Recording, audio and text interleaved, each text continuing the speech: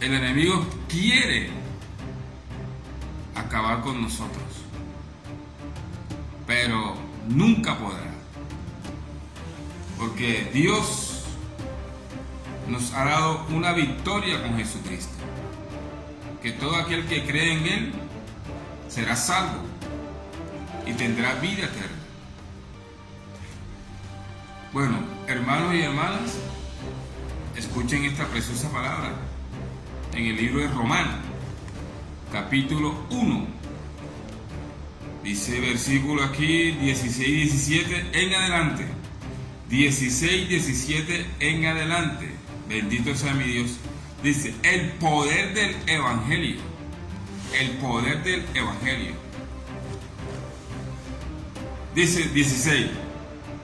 Porque no me avergüenzo del Evangelio, porque es poder de Dios para salvación a todo aquel que cree, al judío primeramente y también al griego.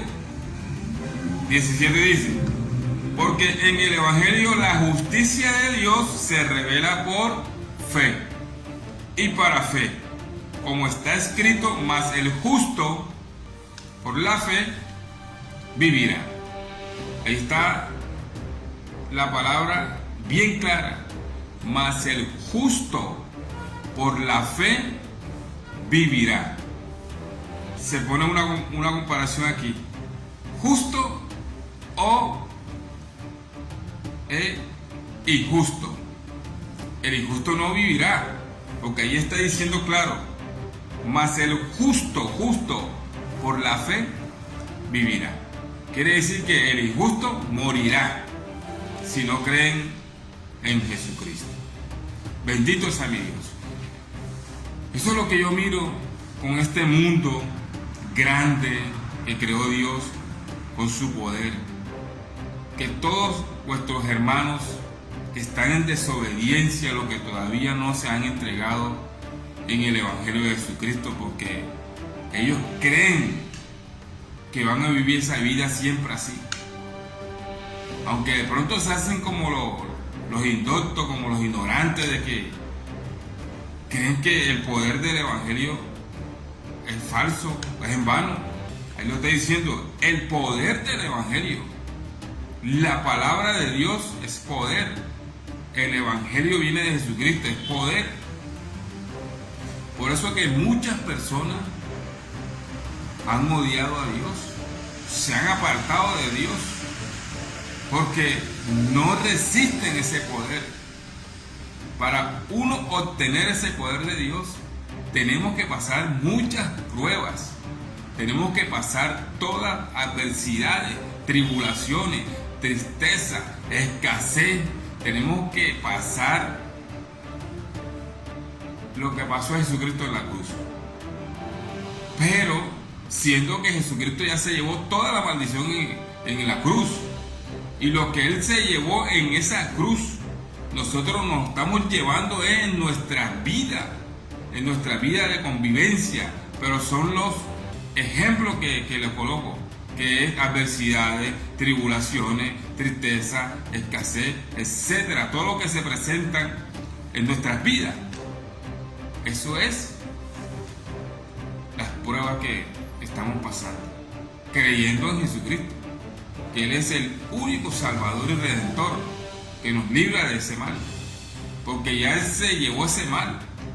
Pero cuando nosotros pasamos estas pruebas, es para perfeccionando en nuestra fe con el poder, y el poder es Dios mandando a su Hijo unigénito, creyendo en Él para ser salvo. Así que yo los invito a ustedes de seguir el poder del Evangelio de Jesucristo.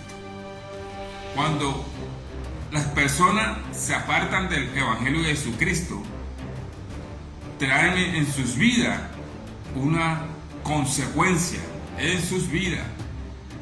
Por eso que siempre la palabra es viva y eficaz y más clara, porque aquí lo dice. Seguimos en el 16 y 17, ahora viene el 18 en adelante. 16, 17, 18, 19 en adelante. Dice, la culpabilidad del hombre ¿Por qué el hombre es culpable? Porque se apartó del Evangelio de Jesucristo, se apartó de la palabra de Dios, se apartó prácticamente de Dios. Así que seguimos en la palabra. Dice 18, porque la ira de Dios se revela desde el cielo contra toda impiedad e injusticia de los hombres que detienen con injusticia la verdad. Y la verdad se llama la palabra de Dios. Los que están en contra del Evangelio, los que están en contra de los cristianos evangélicos predicando la palabra, esa es la injusticia de los hombres que detienen la verdad de Dios con la injusticia.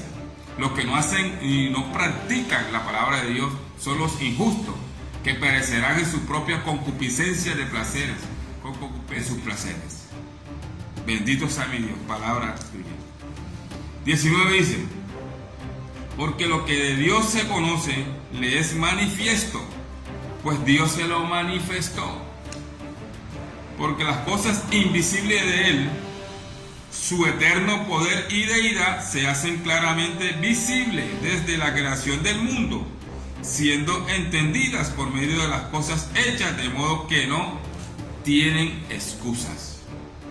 Ellos no tienen excusas el día del juicio final, porque Dios le va a preguntar, le va a rendir cuenta a ellos qué hizo durante todo el tiempo que estuvo en vida.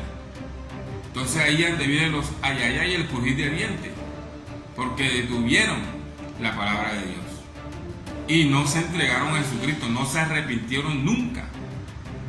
Entonces el día del juicio vienen el crujir de dientes. Seguimos.